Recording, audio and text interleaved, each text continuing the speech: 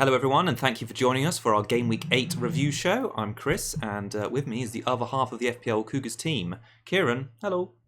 Good evening. So tonight we're going to start by looking at our Game Week 8 scores. We'll then take a closer look at each of the games, discuss Kane's blank, Doherty's form, and Arsenal's resurgence up the table, as well as answering a few community questions. So usually we add a preview on to the end of each episode, but tonight we're going to be focusing just on the review, and we'll do a separate episode next week of our preview. So Kieran, we've got plenty to talk about. Let's crack on by taking a look at your team and your game week. Yeah, so obviously I discussed last week a little bit about possibly getting Kane in. I didn't fall into that trap in the end. Kind of played it a little bit conservative, I suppose. Bit dullard, but yeah, I went with Hazard captain, which seemed like the no-brainer because obviously I didn't have Kane. I thought about Trippier for a while, but left the V on him instead of the C. Hazard masterclass, which is great. And then obviously people who sold Salah or Aguero for Kane weren't really punished because neither of them did anything. So, overall did okay. Trippier clean sheet, Ederson clean sheet. The 0-0 in the last game helped me out quite a lot. I came into Sunday on 16 points. So I was just like, oh my God, this is absolutely terrible. But yeah, Sunday helped a lot. So all good in the end. What about you? Yeah, not too bad a game week. I think my decision, to captain Hazard like you was justified rather than getting Kane. It was our big talking point last week. So that really helped. I had the good news from Richarlison getting his first goal since I've brought him back into my team. Clean sheet again from Bennett, who's proving great value, and I think the other star of my game week was Callum Wilson. I didn't predict a 4-0 win for Bournemouth there at all, and for most of the game week he was actually, or most of the time leading up to the game week, he was on my bench for Robertson, so that was a late switch. So Robertson and Shaw was something you picked up on last night, saying rookie mistake, but yeah, shame on that one. Could have had. I know. Yeah, it's a shame he lost all his bonus as well. But yeah, he was on 3 bonus right up until the end, and then it obviously just changed right. But yeah, still a good score, 73, way above average. So yeah, I think we both jumped up in ranking. Am I right in thinking that? Yes, I got a small green arrow up to 17k now. What was that from? It was 22. Okay, oh that's quite good. Yeah, so I think I went up from 121-ish to 112. So no, I was pleased with the game week. And it's a shame because you feel like when you get a bit of momentum and you got some players in your team that are doing well, that you just want the next game week to come around. But yeah, have to hold off for a little bit. Right, so should we start with talking about all the fixtures? Yes, let's go. Friday night football live on Sky. Brighton 1-0 against West Ham. Good game. Yeah, it was quite good actually. Obviously disappointing for any Arnie owners who've kept him or bought him in. I said to you I was a little bit worried not owning him for this game, but Brighton are a different beast at home, especially on a Friday night under the lights. Friday night football, live on TV and everything. So yeah, just shame for Arnie owners, any Yarmolenko owners, or anyone who bought in Anderson. Yeah, Dunk and Duffy looking great at the back, solid. Murray again brought back into the team and chipping with a goal. He's going to do that all the time. I think he's got that great run of fixtures now for Brighton, and yeah, he's probably going to start all of them because I guess he was dropped for the City game just because of the pace and not being able to track back and all that sort of kind of thing. But I don't see him not starting any of the others. All green fixtures basically for them. So yeah, great for them. Matt Ryan as well. Not many people expected many points from him for that time, but their first clean sheet of the season. People have had him for a while. They're happy to get 9 points off him. So yeah, he seems like a good alternative for the upcoming fixtures to Patricio as a set and forget if you want to go that way. But yeah, if this is their first sort of easier fixture, I suppose, for Brighton. Their run of maybe like 6 or 7 games, isn't it? And if this one is anything to go by, then clean sheets they should be getting a few. So yeah. I think Ryan's been not overlooked at the start of the season, but just not thought about because there have been so many great options at the 4.5 bracket. But he's actually earned additional save points in 6 out of the 8 games he's played this season. And he's still only owned by 3.6%. And like you say, they've got some great fixtures now, so you'd expect more clean sheets to rack up. more, if he's going to keep getting those save points, I wouldn't be surprised to see him jump up the goalkeeper rankings. And he's a really, he's still quite a good differential for people if they wish to get him in for that run. So I think he's good. He's good value, but I think with Patricio around that price as well, I think it's like you say, one or the other rather than a rotation, because you're going to miss out on a lot of points that way.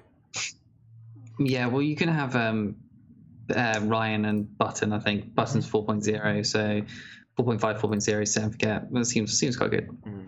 So what did you think of Knockout? Because he was talked about quite a lot in the build-up to this one because he's on a good run. It was him or Murray for their attacking coverage. Did he do enough to sort of impress you to think, okay, Bournemouth's fixtures are turning, he could be a good Fraser replacement? Not so much in this game, but he's impressed before, hasn't he? So I think you got to be patient with him if you brought him in.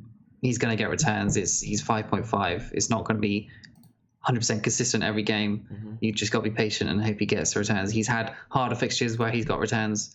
So the green ones coming up, you hope he's going to be getting decent points, really. Yeah, I'd say stick with him if you've got him. And if you're thinking about getting him, then go for it. Why not? I think Fraser's is definitely going to be going soon in my team. So Knockout is the one I'm looking at the moment. To pick back up on what you said about Glenn Murray, I still think he's a great option, and we'll get onto Mitrovic a little bit later with his fixtures and his lack of goals in the last 2 weeks. But now Murray's been quietly going about his business. He's now got 5 goals this season, which is the same as Mitrovic. 4 shots on target in the game against West Ham.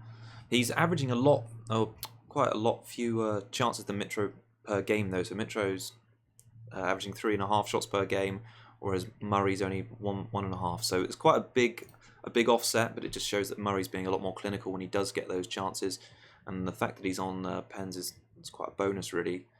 So I think he's certainly a nice option in that price. But of the 2 sort of strikers that were on show in that game, I think Arnie still would be my favourite pick. So he had 5 shots and 5 key passes in that game.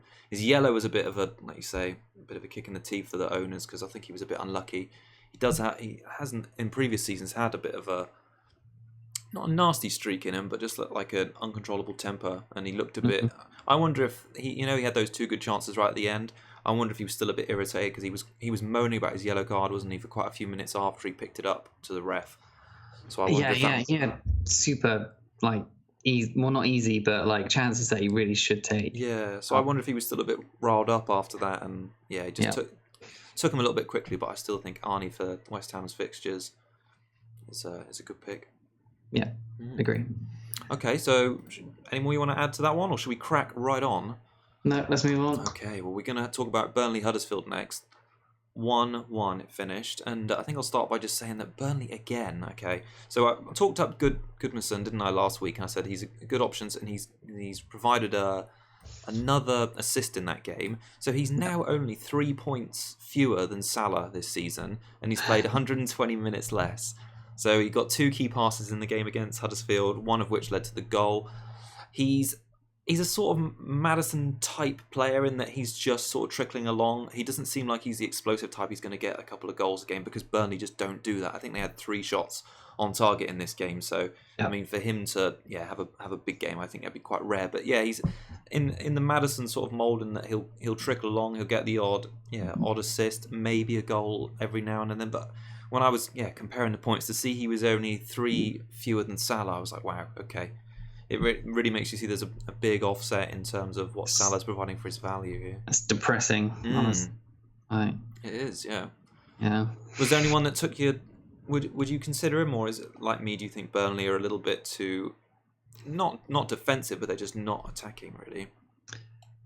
I definitely consider him. It's just 6-ish. I think I'm not exactly sure what he is price wise.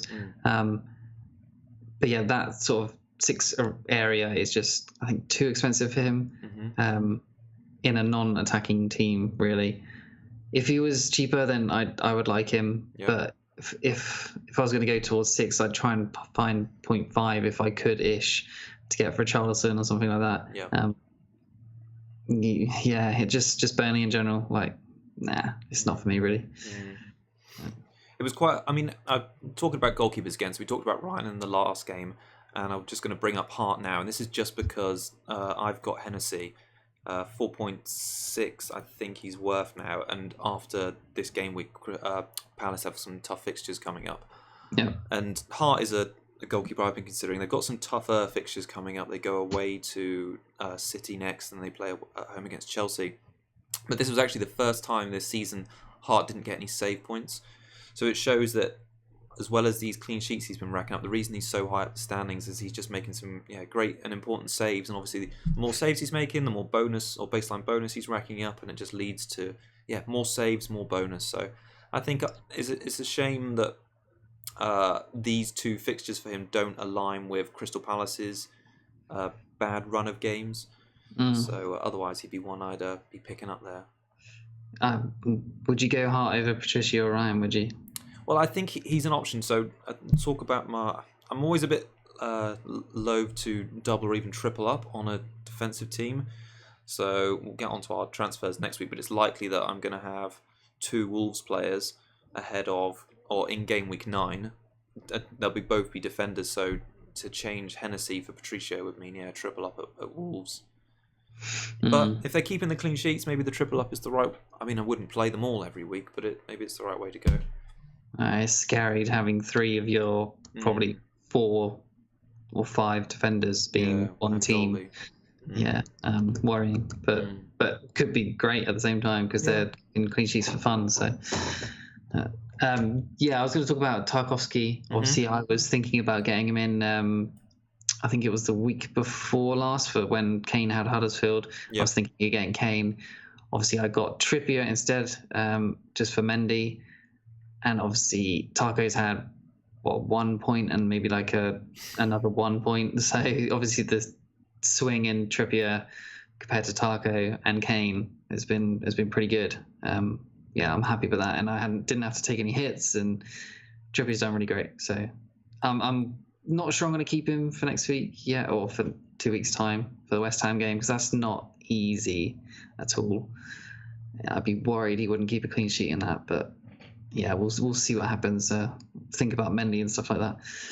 Well, I think you definitely not swerved a bullet with Tarko, but you proved that you made the right choice there.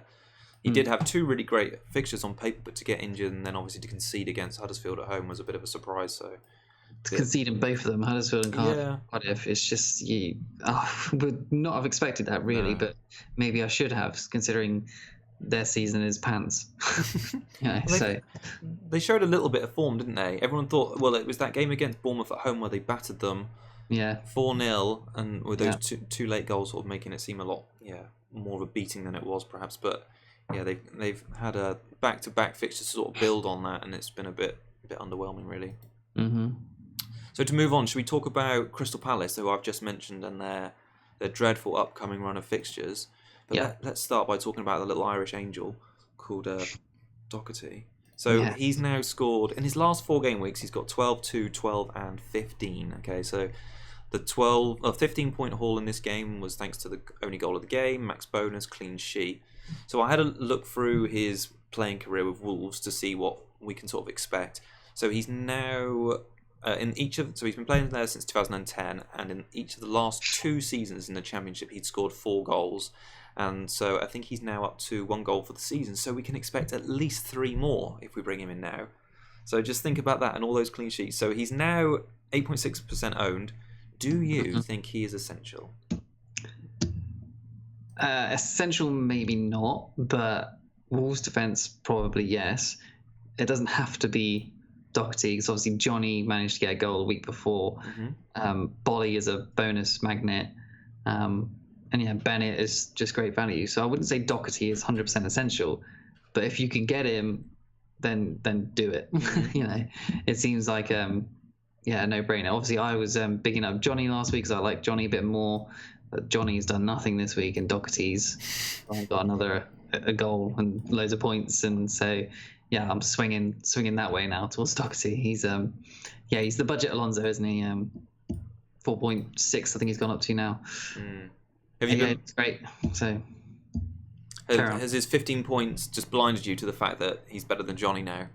Just this one Yes, game. Okay. 100%. Okay. Yeah, I've been really impressed with Wolves. So we've said on the show the last couple of weeks how impressed we've been their defence, and just keep racking it up. You didn't fancy the clean sheet, did you, against Palace? Oh, I was I all fancied for it. a 0-0, honestly, Did but you? Okay. Well, you got one of the nils right, and thankfully for me it was the right one because of Bennett. I mean Hennessy in goal, but no, I was pleased with Bennett, and I think Doherty's a must-have for me now. So Shaw's been a bit of a failed experiment on the wild card. Brought him in for two, what I would consider easy and playable home fixtures as a slight differential in the Newcastle and Wolves home games. I thought they would, he'd get something then. Typically, the only game I've benched him in, he got a fluky assist at West Ham. So he's been a bit of a fail, really. But no, I'd be pleased to bring in Doherty, and I think I will. Yeah, I'll be doing that this week. But continuing my theme of Wolves defenders, like I was talking about Patricio a minute ago, so he got 4 saves against Palace, which obviously helped him get the 2 bonus points. That's 9 points total. He's owned by, as of last night, he was owned by the same amount of people as Doherty, so that's 8.6%. So he's still relatively under the radar in terms of ownership, but I think that's going to blow up over the international break. I wouldn't be surprised to see them both in the teens somewhere. But 4.6, I think he's showing his worth, and I think he could be a brilliant set and forget for a long time. I mean, he's in the conversation of best keeper in the league if he isn't already. I mean, De Gea's obviously dropped down a lot. Edison's there. Lloris is full of mistakes. And then there's Patricio, I'd say. He's probably top 2 with Edison. Yeah, he's been proving his worth, hasn't he, so far? He's really helped that Wolves backline, and I think he's part of the reason there. I'd say him and Moutinho. Moutinho's obviously coming in, taking more of a control of the midfield. Yep. And as a result, their formation. I think also what helps is the fact they've kept the same team. I think for the last 7 or maybe even all 8 games of the league so far this season, and obviously that helps build the chemistry. And when it's a shame, really, like I was saying about the international break coming now, but I think their form will continue after the international break, and I'm looking forward to seeing. I think they've got a few not tough games, but they've got Tottenham at home and Arsenal away back to back, and that should be a really good measure of how they're going to do in the league this season. I think they can upset one of those teams there, honestly. Agree. At least keep a clean sheet against one of them, if not go and win. Because their squad is quality, to be honest. Talking of like Jimenez as well, like his XG is off the charts now. He's just due so many goals. Like it's coming still, but it's just when it's coming. Like he's still trickling over, getting assists every week, and which is great. But for his value of 5.6 now, that's good.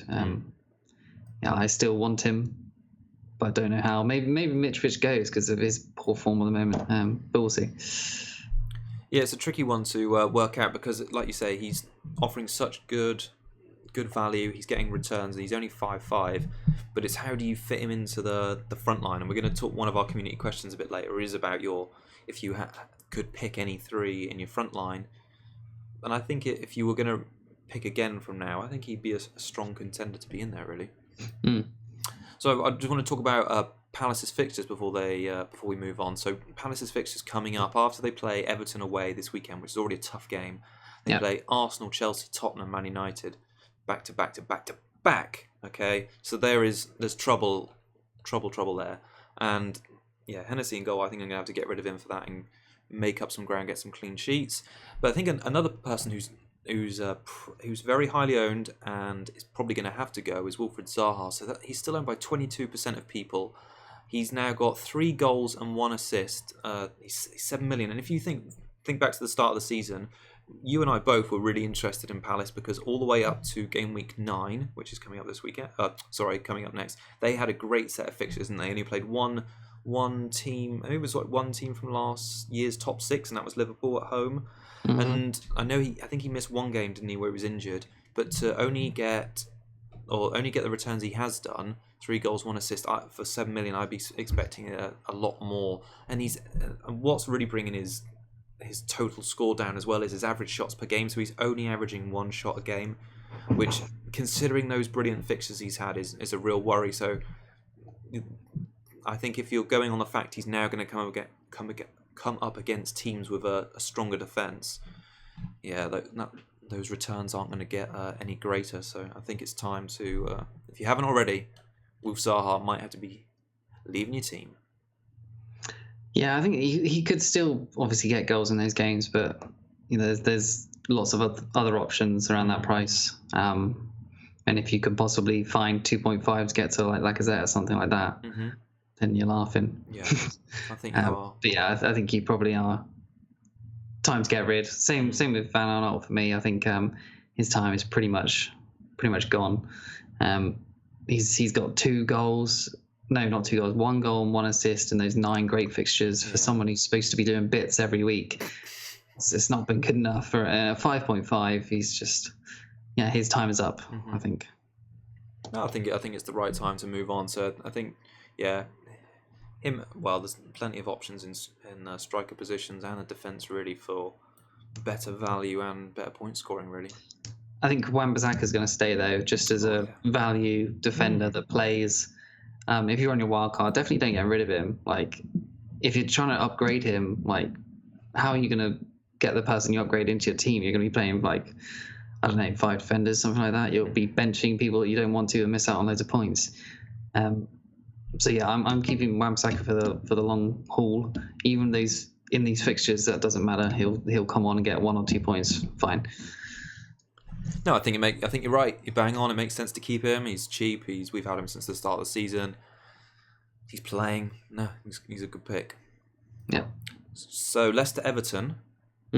If you like games that finished 2-1 to the away team, you would have loved this game because that's what it finished. Thanks to Richarlison and Sigurdsson. Wow, what a goal for Sigurdsson! Oh, a goal, yeah. Isn't he a little angel? So. He's now scored 4 goals in his last 4. So interesting. Thanks to I should have written it down before I didn't, but on our last video, someone commented and said Sigurdsson could be an option because when Calvert-Lewin plays striker, I know he didn't in this game, Sigurdsson almost plays like a second striker. And then in our show, so I looked at his heat maps and he was right. Sigurdsson's playing really high up the pitch when they play with Calvert-Lewin. So we were talking in the show last week and I said, I wouldn't be surprised if when they play away games now that Calvert-Lewin hasn't worked, Richarlison plays up front and Siggy continues in that position, and so he did against Everton, and like you say, 4 goals in his last 4, and 3% ownership, and 7.3 million. We know Sigurdsson's done it before in terms of FPL. He takes corners, he takes free kicks. He's now playing a number 10 role or just off the striker. I think he could be. I was maybe a bit too quick to get Richarlison in. I know he scored, but Sigurdsson looks like he could be the business now. Great differential. You got to jump on players that are in form. Like, he's in form and he's scoring goals every game, and I can't see a reason why he's going to stop. And when he's shooting them in from like 30 odd yards, like there's no defense that's going to stop that. So it's not like if he's up against a top 6 team that he's not going to score that because it's a 30-yard screamer. Like, he's always going to provide value like Maddison on all the corners and free kicks and penalties and whatever. At 7 point whatever it is now, 3 I think he is. 7.3. Yeah, he's great value. I'd love to get him. I don't know how, but I would really like him. I'm still holding off my wild card. Maybe I shouldn't, but their fixtures are patchy, like to say the least. But he's in form, and he seems like a great option. I like him. I really like him. They've got, like you say about their fixtures, they are patchy. So they play Palace at home next, but then they alternate some great home fixtures with some awful away ones. So they've got Palace at home, they go to United away, they got Brighton at home, Chelsea away, Cardiff at home. So 3 of their next 5 are really favourable home games. Yeah. It's just those ones sandwiched in between, and Everton's away record against the top 6 sides. I think we talked about last week that after the Arsenal game, they haven't won away against a top 6 side in their last 19 games. Something is a similar record to that. So you wouldn't be confident with him bringing home massive points or maybe any points in either of those 2 games. But the home ones, points maybe. It's like having a Mora or Bernardo if you're comfortable with possibly a 2-pointer in those away games, and go for it. But that's kind of awkward though, isn't it, at that price? I think he's basically Maddie with a bit more goal threat in my mind. So I think he's a good, very good option if he continues. Be interesting to see if he plays for Iceland over this international break, and if he continue his form there, because I think I wouldn't want to double on Everton right now, but maybe instead of Richarlison. It sounds so sideways when I say it. I hate myself, but maybe it's not instead of Mora. He could do. Yeah, could do. Okay, so I wanted to move on and just talk about Vardy a little bit. So he's been in some good form. He's got great fixtures. Should any of his owners be a little bit worried? Should he be scoring in a game against Everton, or do you think it's just Morgan fluffing it up for them again? Oh yeah, of course he should be scoring, but yeah, the great fixtures. There's no reason to get rid of him. He did great the week before. He's going to have an off game. Just how it is in the Premiership. There's not, you're not going to score every single game. He's looking like he is going to get in form soon, and their fixtures are too good with Maddison helping him out with lots of assists. Keep him going, and he looks like good value. So yeah, that's good. Can I just say toot as well to Pereira, because I said last week talked him out, didn't you? Did, guys? Yes, I'm so pleased. A tip I might have helped someone out there. So I said he looked a decent option because he was playing out of position. Right wing he played against Newcastle, and it came to fruition. Oh, I love it. So he scored a goal, 7-point return, and he's at 5-1. They have great fixtures, but I don't know. It's a funny one because there's so many great defensive options, unless you're the sort of manager that loves playing a 5-3-2 or 5-4-1 or something crazy. I don't know if there's much room for him in a normal looking defense. Yeah, that's what I think. I would like him, but there's no way I can fit him in. I'm not going to get rid of Alonso for him, not going to get rid of Robertson for him. Maybe Trippier, but there's other people I'd want, sort of Mendy, that sort of area, Doherty, and because they're not getting clean sheets, that's what you want to aim for first. He's not. I can't fit him in, unfortunately. No, that's fair enough. Well, So I think a lot of people are going to be in the same boat, Keek. Okay, so shall we start talking about Spurs and Harry Kane? Oh, God. What happened, Kieran? 6 shots, 1 key pass, and the yellow. Oh. Yeah. So 40,000 people have already got rid of him. They've hit the button. They were that angry. Why didn't you get him, Kieran? I don't know. I just fancy Cardiff to possibly hold out for some reason. And I just didn't want to take that hit for him. I just felt like Salah and Aguero could get things in that game. It's Liverpool and City both very attacking. I thought they could both return. I thought that people would get punished as soon as they get rid of Kane.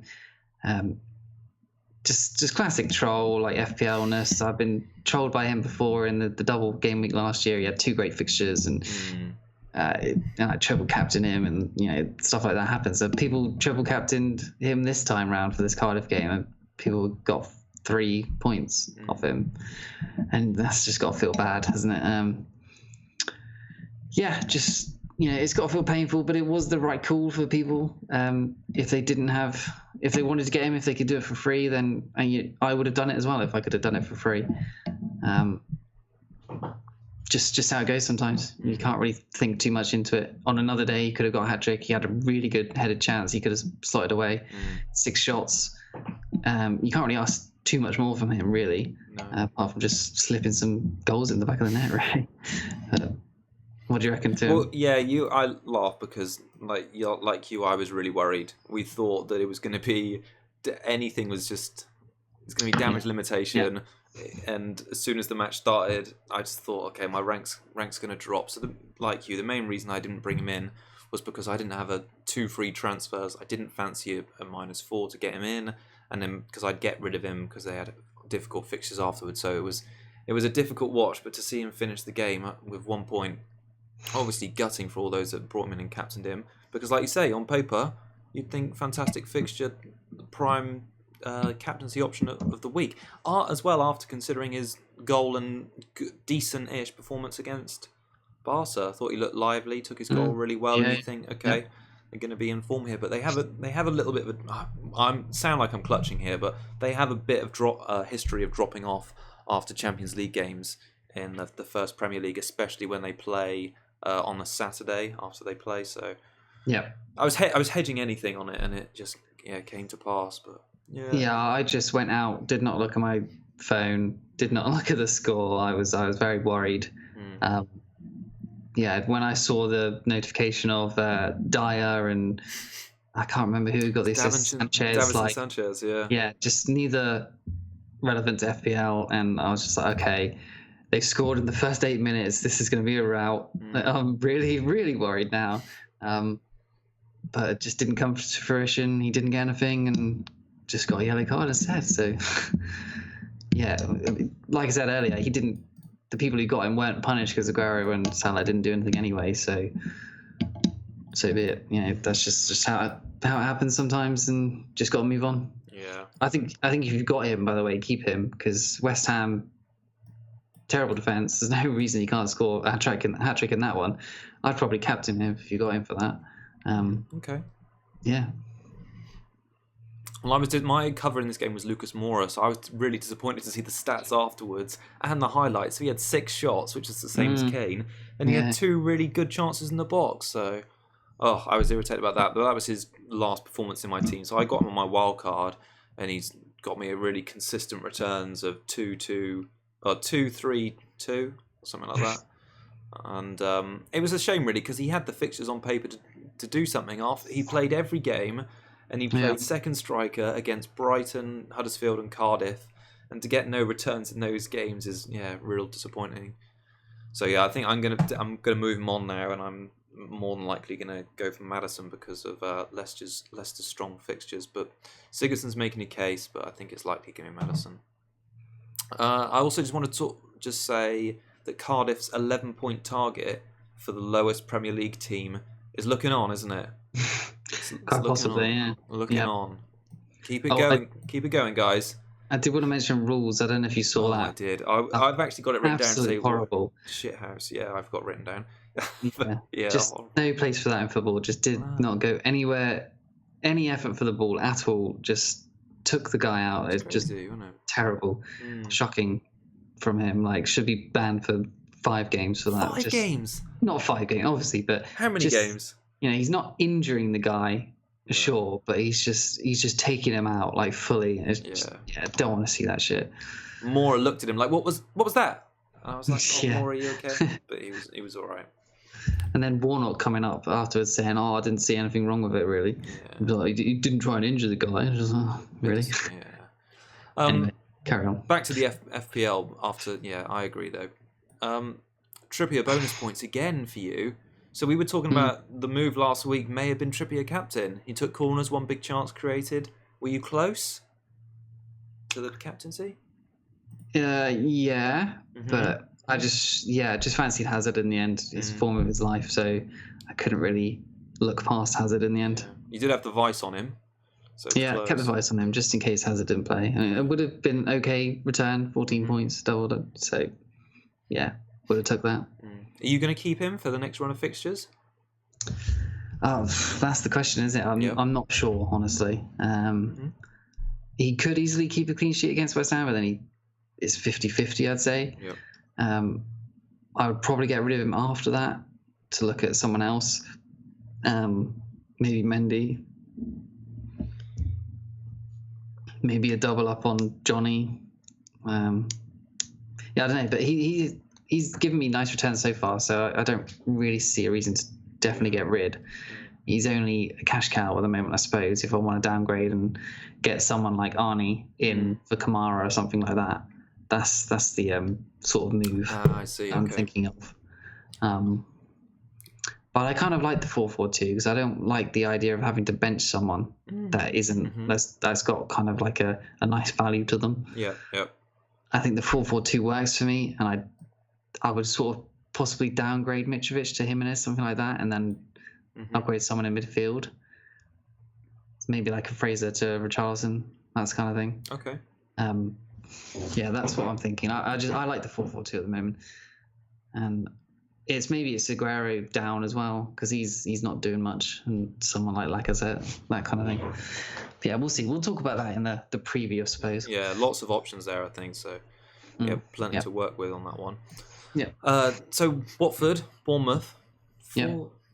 4-0 to the coastal seaside city. Woo! Yeah, who saw that coming, eh? Well, who indeed? Not me, because I was close to benching Wilson. But yeah, whoop whoop. So we recorded our previous show before Monday's game against Bournemouth's game against Palace, didn't we, last Monday?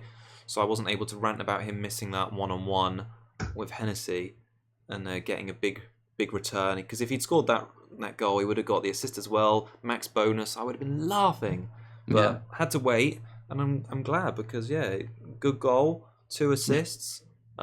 He's the second highest scoring striker now, and he's got Southampton and Fulham up next, and they are both leaking goals at the moment. Leaking goals, so I'm expecting his price to go up over the international break, and I'm looking forward to seeing what he can do in those games.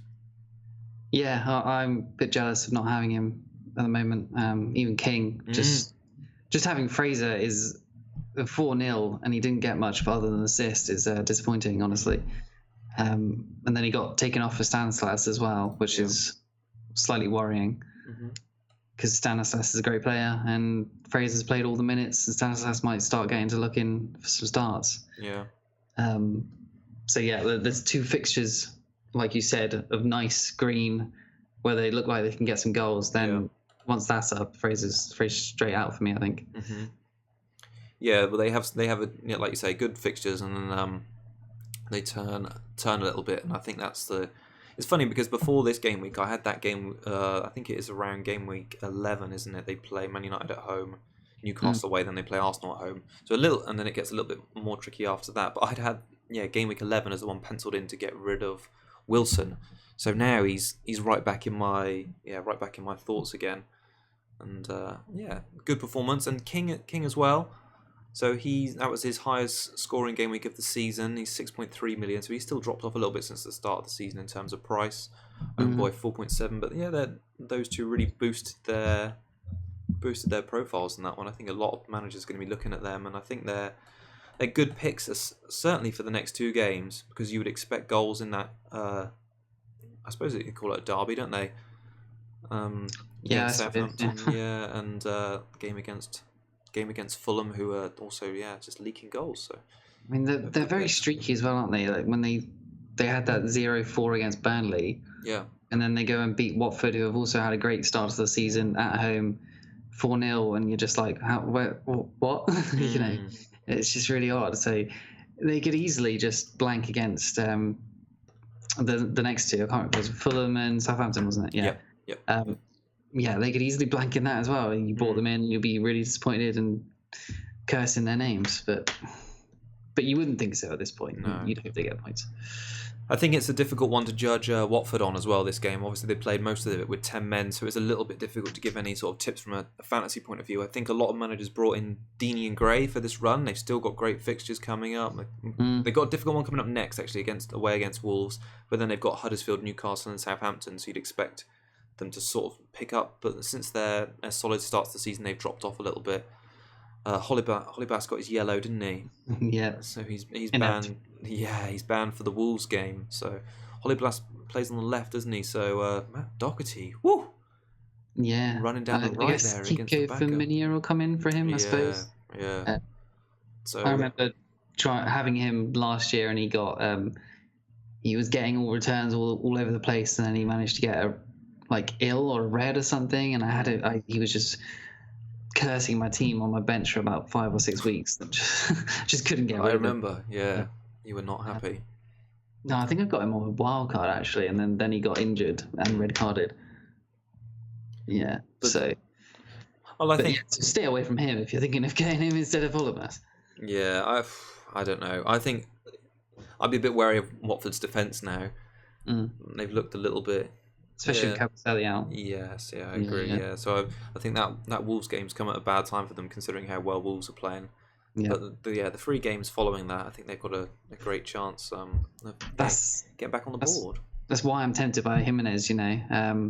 With Capelli out, they're going to have to bring in probably Prodel.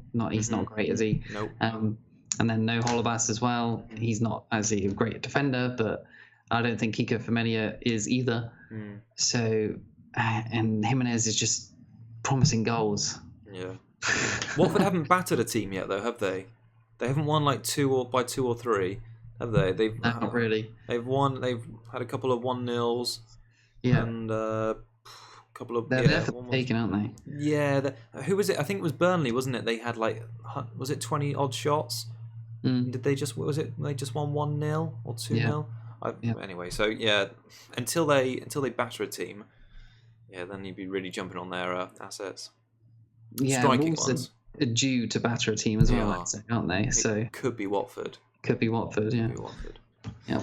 Okay, so should we move on to the most exciting game of the weekend and the most exciting game at Old Trafford probably in years?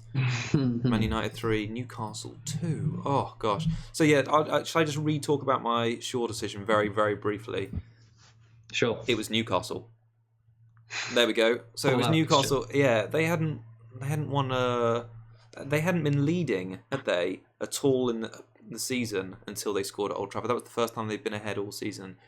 Yeah. So yeah, I don't know. It was I thought it was a nailed-on clean sheet, and I was looking at the defensive stats of Newcastle, and they'd conceded the most big chances from down their right. So yeah, Shaw's left, and with him on corners, I thought, great, okay, this is a match made in heaven. He's definitely going to score more points than Robertson, of course, against Man City, but.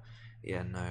But in general, I thought that United were just a mess for the first maybe 10, 15. I'm a bit different than most people, I think, on the review of the game, because I think for the first maybe 10, 15 minutes, they were really sloppy, and Ashley Young made 2 big mistakes. But I think from after that, from maybe about the 20th, 25th minute on to the end of the first half, and then the whole second half, they were really, really good and a lot better. They created a lot of big chances, and they just... Yeah, we're just a bit unlucky to score late on. Remember that Rashford chance in the first half, free header 6 yards out, Matic over the bar. So I think it's quite a difficult game to analyse from an FPL point of view because of all the sort of drama with Mourinho going into the game. It felt like it was it felt like it was like the last game of the season, or it was going to be, because it was going to be his last game, everything was going to change after it. But now that nothing's really happening, I don't really know what new conclusions to draw from United, really. I know Martial's played the last 2 games. He started up front against West Ham, and then he played on the wing on Saturday. So he's coming into Mourinho's thinking more, and he got his goal and assist. I mean, albeit the assist was from getting fouled for Mata to score the free kick. So it's interesting that he's coming back into Jose's thoughts. I don't know if I can't recommend anyone as a United option because there's so much uncertainty, basically, about what's going on there. I don't know how you feel about it. Definitely not Martial, because Jose will see that Sanchez got the winner and he'll bring Sanchez back in. He just hates Martial, it seems like. So as soon as Sanchez does anything, he'll just bring him straight back in, I think. Maybe Martial could go to the other side, or Martial will stay there and Sanchez can go to the other side, which I think would be preferable, because Rashford's terrible. As I always say, he's like a League 2 player. And I shake my head when I read that.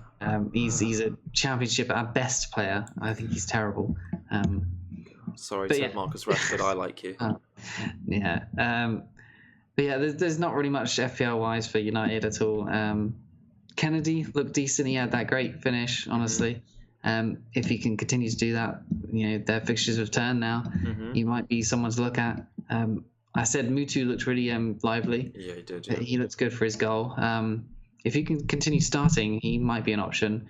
But I think he's a bit too expensive. He's 5.7. Yeah, he is. Yeah. If he was 5.5 base, you'd be sort of interested. He would have gone down to about 5.3, 5.2. And you'd be like, okay, I'm intrigued. But 6 base and down to 5.7, too expensive for Newcastle striker, isn't it? It is, yeah. You're right there about their fixtures. They've got Brighton, Watford and Bournemouth at home in their next 5, and then they go away to Southampton, who are, as we said before, leaky, and they've got Burnley as well. But I think Kennedy's could be a great enabler. Yeah. It was a very, very timely goal that he scored at Old Trafford to show that he could be in people's thinking for this run. So I think there's some positives to take from the game for Newcastle, and this is when they've really got to start picking up points now this season. They've had a really tough run, haven't they, up until this game week? So I think push on past that, there could be some I'm not sure about value players, but certainly differentials that. I think he's 4.8 now. So is he really? Okay. Yeah. If you can put him on first sub on your bench, yeah, you'd be happy for him to come on to possibly get returns in these easier games, quote unquote. Start him against someone like Cardiff or Southampton. Yeah, could get returns. Definitely. Before we move on, I just wanted to shout out or shout down on Lukaku and say that he's only had 2 shots in his last 5 game weeks. And if you've got him, sell, because he's not worth 11 million. Yeah, it's strange that we were thinking about, maybe he's an option. He's in form here. And then he just goes off the boil, doesn't he? He does. Glad we didn't get sucked in. Yeah, same. Someone who we should have got sucked into, though, Lacazette. Woo! Aubameyang. Oh, man. Let's talk about Fulham and Arsenal. 5-1 to Arsenal. I think probably their best performance of the season alongside Fulham's worst. I think it had been coming for Fulham, hadn't it, just to get absolutely battered by considering how bad their defence was. Yeah, they were woeful in the second half. So I had a look at their defensive stats. They've averaged 16 shots against them in the league this season, and away from home it's worse. They concede 21 shots, which is pretty awful. I mean, it's a lot. It is a lot. Yeah, unfortunately, their next team they play away from home against is Cardiff, and I don't want to invest in any Cardiff assets. But they've got Bournemouth. Yeah, Bournemouth coming up as well. So I mean, they've got some decent fixtures coming up in Cardiff, Bournemouth, and Huddersfield. Yeah. And Southampton all in their next 5. So I think if you've got Mitrovic, hold on to them. But their defence, it just doesn't look up to much. What would you say about Arsenal strikers then? Lacazette looks great, doesn't he? In form, returns all day, all the last few weeks. He's getting returns, just trickling along. 9.5 and 9.6 now. I would possibly like him instead of Aguero, but I can't really justify getting rid of Aguero before Burnley. But yeah, he's in form, and if you can go to that 9.5 area, if you can upgrade, or you're thinking about downgrading, possibly Aguero, or maybe you've got Aubameyang and you're thinking of going for Lacazette instead. He seems great. I don't see him losing minutes because he's getting rested in Europa. I like him, honestly. Their fixtures are still good. They're kind of muddying a little bit, but they're Arsenal. They're a top 6 team, so no reason they can't do well in those games. Just obviously Aubameyang and Ramsey coming on, you can see that they're the better team when they're on the field. That's when they got most of their goals, wasn't it? And obviously that really nice team goal, probably goal of the season already with Ramsey. Aubameyang, pretty much of a troll, isn't he? Yeah. Was it 2 goals he got in the end and an assist? Yeah. And you only played 20 or 25 minutes? I had him from game week 1, and I was expecting that in 5 of the weeks, every week almost. Yeah. Because he's a quality player, but that's just how it is, isn't it? Got rid of him for Mitrovic, who's had 1 return in 4 now. Has he really? Okay. Yeah, so he's only got one return in 4, which is poor for Mitrovic. And he's got great fixtures, but if he doesn't score in the next one, don't know. His time is on the chopping board, I'd say.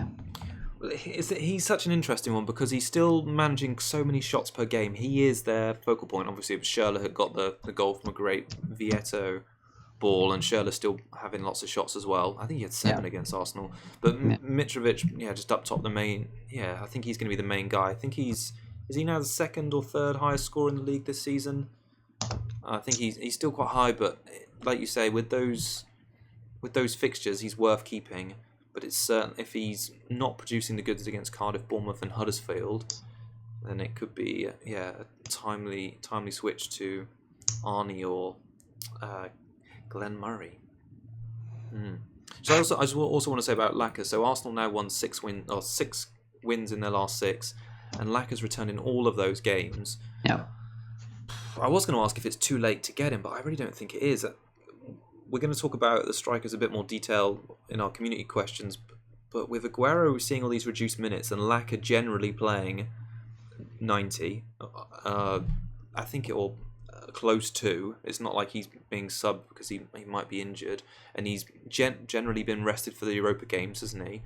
I think he's looking a steal at 9.6. Still owned by less than 10% of people, and their fixtures, like you say, are pretty decent. Leicester, Crystal Palace, Wolves, Bournemouth, Liverpool in the next 5. I think there's a chance there. Chance to move up. Yeah, I would like him, but I just not for Aguero at the moment for me. Okay. Yeah, that's my 2 cents. Okay. Would you like to talk about Southampton and Chelsea? Yeah, let's go on. Good. So it was the second of the Super Sunday, wasn't it, really? And we will talk about how poor Man City and Liverpool were in a minute. But yeah, the Super Sunday really hit its peak with Hazard. So we were both really excited, weren't we? Hazard captain, and he delivered. So the goal and assist, that's his 4th double-digit haul in the last 5 games. And he's just, looking as strong. It's typical the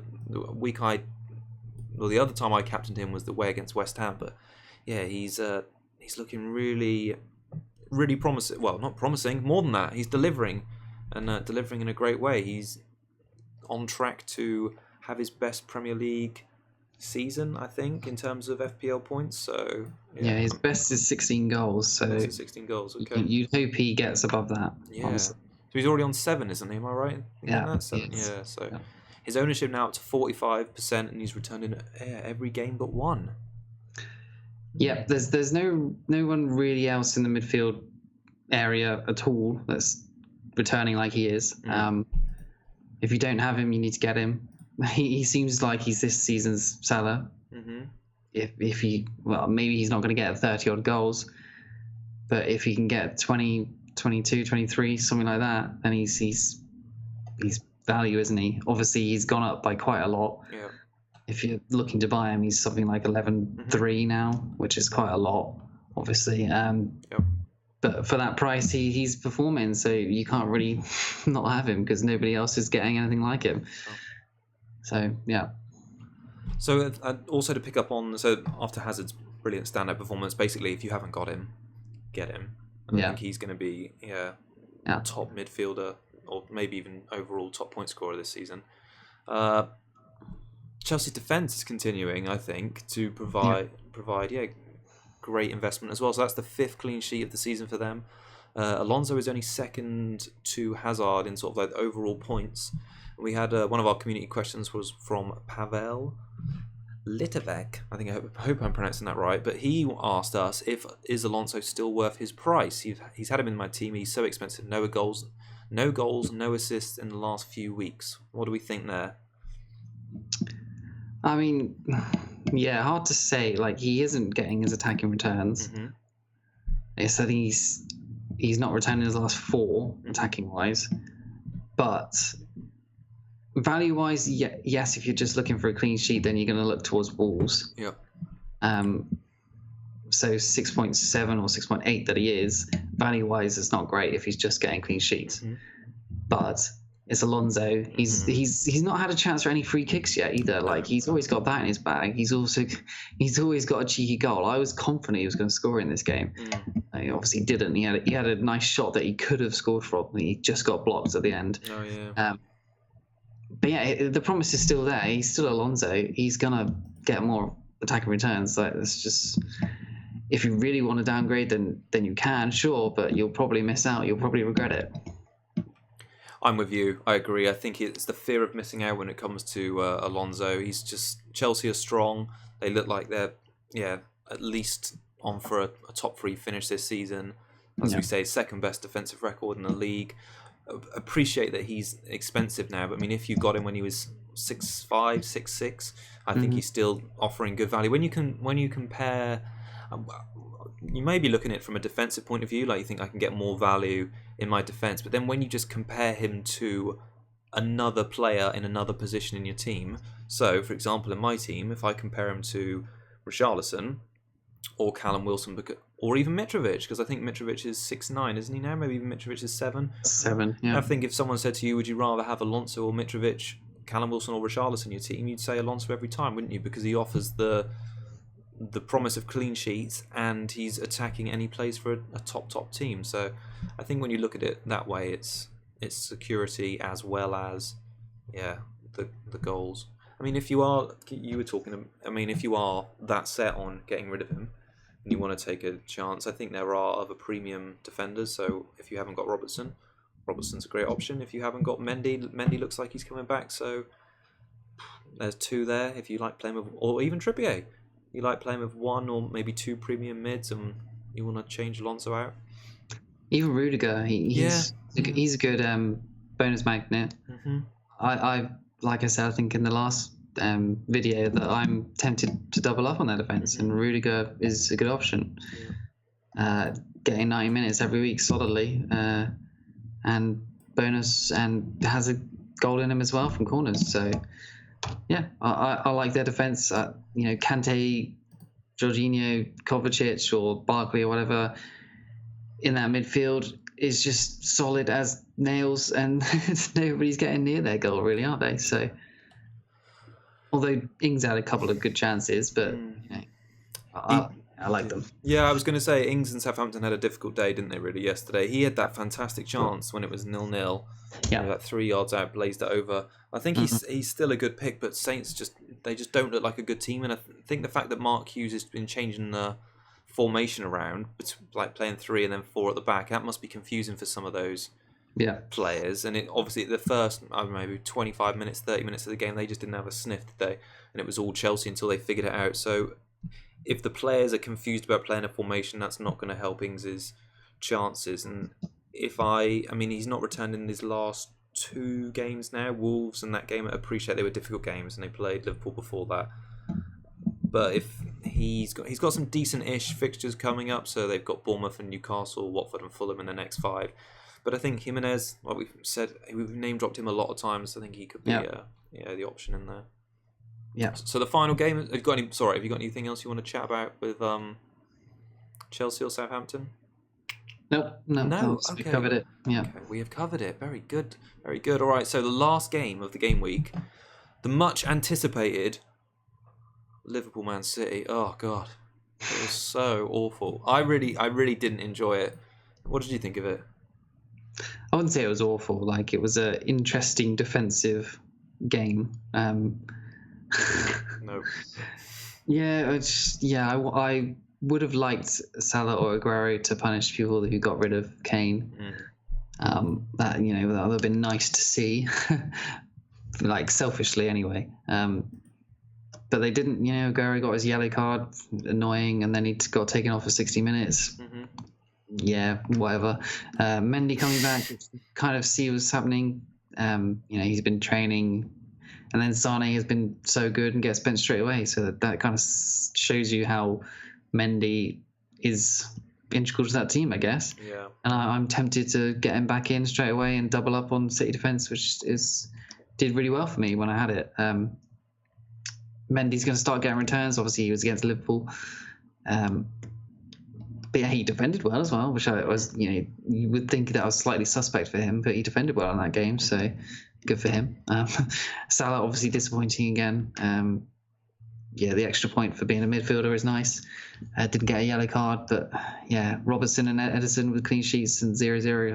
I was happy that managed to push me into that green arrow for the end of the week. So yeah, I was happy with 0-0 personally, but football-wise, yeah, it was a bit boring and disappointing.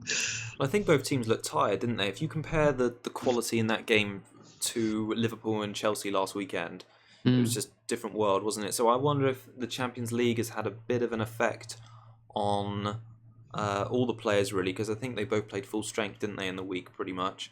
Yeah. And I know the World Cup was still a long time ago now, but just these back-to-back games, I know they've got a break now, but was it 3 games in 7 days? And a lot of Liverpool players, Salah played in the League Cup game, didn't he, against Chelsea the Wednesday before? So I think just both teams suffered, really. None of them were just putting together that quality we know they have in the final third, and it just teams getting snuffed out, or chances getting snuffed out by the defences, really. I think Salah had a decent-ish, didn't he, chance in the second half, where the ball got played in behind by Robertson. Ederson sort of came out and Salah just blazed it over. He's been good at doing that recently, just getting into great chances and just letting loose. and it going all over the bar. What do you think about Trent missing out? Is that a thing to come with Lovren being back? Should owners be worried? Well, that was a question from Kilsab SC, who did say what to do with Trent Alexander-Arnold, and I think it's a worry now. So Lovren came back and I thought he did okay. He nearly gave away 2 penalties, which weren't given, but other than that, I thought he defended fairly well, and I think now that he is back, and we've seen that Klopp is prepared to play Gomez at right back. Why do you think he did that though? Why not play Trent? Why not drop Gomez? Well, I didn't watch the game against Napoli, and I know you did, so maybe you can clarify. But apparently Trent got a bit of a run around and had a difficult game. Was what I heard. I didn't see it for myself. I don't think he was too bad, but okay. So a lot of people were just speculating that perhaps he was just being taken out of the team and just given a bit of a break because he's been playing back to back and he's not really I mean, you can't say he was benched for like more experienced player just in like a big game, can you? Because Gomez is just as unexperienced as he is. No, I just think it seems a bit odd, honestly. Lovren is obviously not a good player, but you'd hope that Trent would just play the next game and he'd be fine. But to see that is happening and Gomez is just being pushed out instead.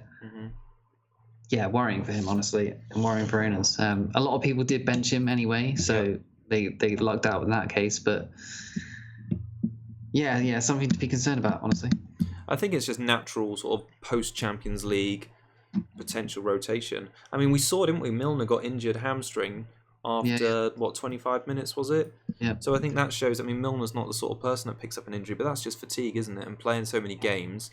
He played in all of them, didn't he? Yeah, you can pick up things. So it's a shame for him because he's been playing really well so far this season.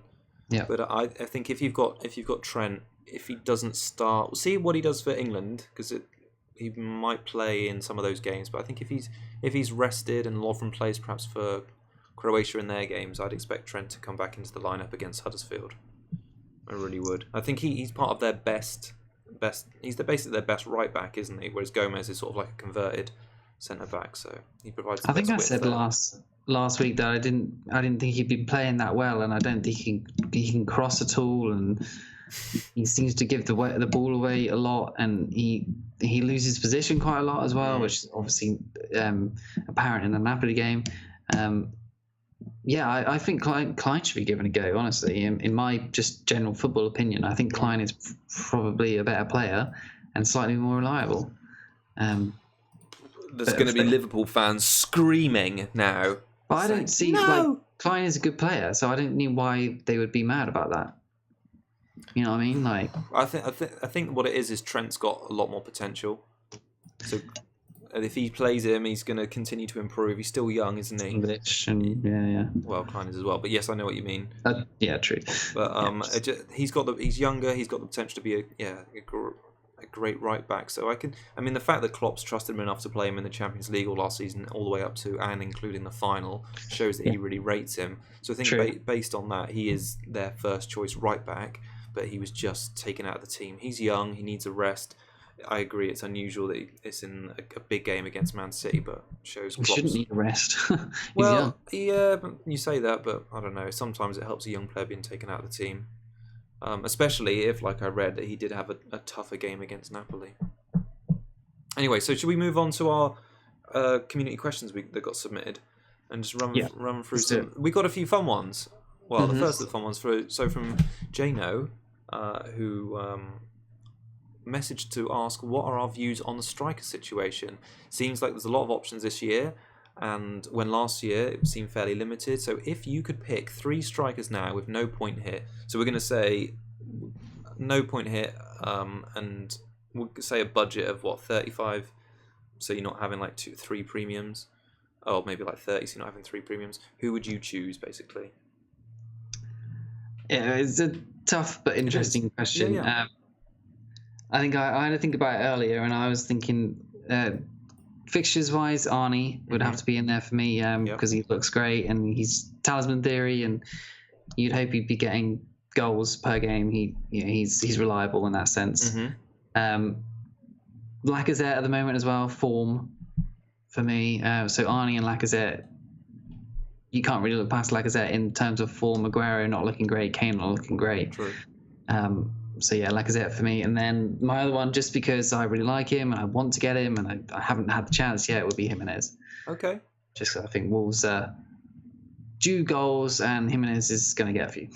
So it's not exactly premium at all, really, but I like that. So yeah, those three for me. It's funny that even though we could pick this, you haven't picked any players you currently own.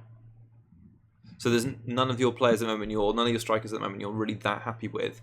No, I'm not. Okay. So what your main issue with Aguero being? Just the minutes, I suppose. Mm-hmm. And they've got Champions League 2 days later after they come back from international break after the weekend. Yeah. And they got Champions League, and he'll probably play 60 minutes again. But obviously, he can get a hat trick in 60 minutes, sure. Yeah. But it obviously lessens his time, and that's worrying. So 90-minute players would be Arnie, would be Laka, would be Jimenez, and I like them both. And Mitrovic isn't in huge form. Mm-hmm. Yeah.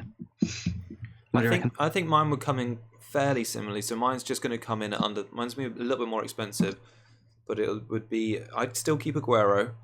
So I'm happy with him. He's obviously returning really well at home. He's a great captaincy pick. The minutes are a little bit of a worry, but I still think he's the best striker when it comes to points against price this season. So he'd be in there, and Lacazette as well, for sure. So his form and the fact that he's now first choice, his price difference compared to Aubameyang is what swings that one. And he's exciting, and Arsenal on a great run at the moment. So yeah, Aguero, Lacazette, and then finally, like you, Arnie as well, because he's just capable of those big hauls. He's a big, imposing guy, and he's the main man at West Ham. And if they score, he's usually, or they win and they score, he's usually involved. So yeah, I think those three. I mean, like he said, that there is loads of options. There's Wilson, there's Mitrovic, there is Ings, Glenn Murray, King, Murray, Jimenez. There's so many options that whoever you kind of pick at the moment, you're probably going to get decent points. Maybe not huge points, but you'll probably get just trickles. Yeah. So it's balancing those strikers with the fixtures you get. So I think that because there's so many options this year, it's as well as being able to pick a good team, it's being able to pick a good team for when the fixtures turn. So I think now we've got some good moments now. Well, we haven't mentioned any Watford players, but Watford have got great fixtures. Leicester have got great fixtures in terms of long fixture runs. Yeah, Brighton have got great fixtures. So whilst I've not chosen any of those players, it shows that there's a lot of diversity and a lot of options out there, really. So yeah, you could have 5 different teams, probably pay 3 up front, and have some interesting combinations. Yeah. Okay, so that was quite a fun one. So the final question, well, 2 more questions. The next question is sort of looking ahead to game week 9, so we'll cover this more in a preview next week. But it's whether to go with Hazard, who is in form as a captain pick next week against Man United, or Aguero at home to Burnley. Now his reasoning is here. It seems like a no-brainer, but Kane at home to Cardiff seemed like a no-brainer. What do we think?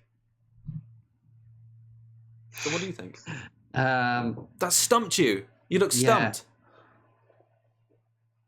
Like at the moment in my pick team is currently on Aguero, just because it's Burnley and they're shipping goals. But last year when Salah was in the form of his life, if you just kept picking Salah, you would have done really, really well. Yeah. You would have been probably top 10k, top 5k, something like that if you just picked Salah every week. So with Hazard in the same vein of form, or close to the same vein of form, against United, who looked like a shambles, could be great. But Jose knows Hazard, has managed to man-mark him out of games before with Herrera, so that's a thing to be worried by. Can Burnley man-mark Aguero out of the game? Probably not. So, yeah, there's even Salah, isn't there, like away at Huddersfield. Great fixture. Why not go Salah? So there's 3 really good options, and Kane against West Ham is a great option too. So let's say he doesn't have Kane or Salah. Yeah. Who would you recommend out of those 2? This is FPL DB, by the way. Aguero for me, I think. Aguero. Okay. Yeah. I'll say I would probably pick Aguero, but be worried by his minutes. And what I would say about Hazard on Hazard's side, I think United have conceded the 4th most goals in the league so far. Chelsea are playing really well. Like you say, Hazard's getting points every game. He's definitely going to play 90. He likes playing against, like you say, he likes playing against Mourinho in that he usually scores. And I think he's caused trouble, isn't he? Because Herrera's only man-marked him out of the game once. Another time he got him sent off because he fouled him twice, and he obviously scored the penalty in the FA Cup final at the end of last season. So yeah, I think it's it's a difficult one, but I probably agree. There's positives to both. Hazard for penalties as well, and being on 90 minutes. Like Aguero would have scored that penalty in the Liverpool game if he was on the field. So that's a consideration. It's a really tough one, and one we're just gonna have to weigh up and decide on who feels better on the day, I guess. Both have good things going, both have bad things. We didn't talk about Mahrez's penalty, did we? No, just shocker. Shocker, yeah. Awful. But I'm happy. I know. If that had gone in, it would have almost justified my Robertson decision, but... Yeah. Well, anyway, there you go. So I think that about wraps it up for tonight, Kieran. Yep. So we wanted to say thank you for everyone joining us. Like we said, we'll be back early next week to do our Game Week 9 preview show. And we'll have a look at captaincy picks. We'll probably talk about our transfers by then. We will have hit buttons and done whizzy-bang things. So if you have a pressing FPL question, that's you, listener, not Kieran, please comment below or tweet us. And we're going to be trying to get to a lot of them over the international breaks. If you've got wild cards, because I know people are playing them, or you're thinking about big transfer moves, let us know. We're interested, and we sort of want to help, don't we? We want to just help the Cougar Pack. We're going to lift us all up the table. Yeah, okay.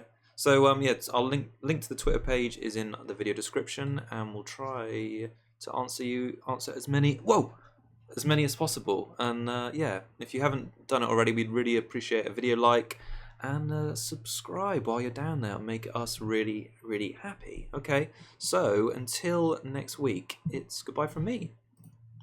Cheers and good luck. Bye now.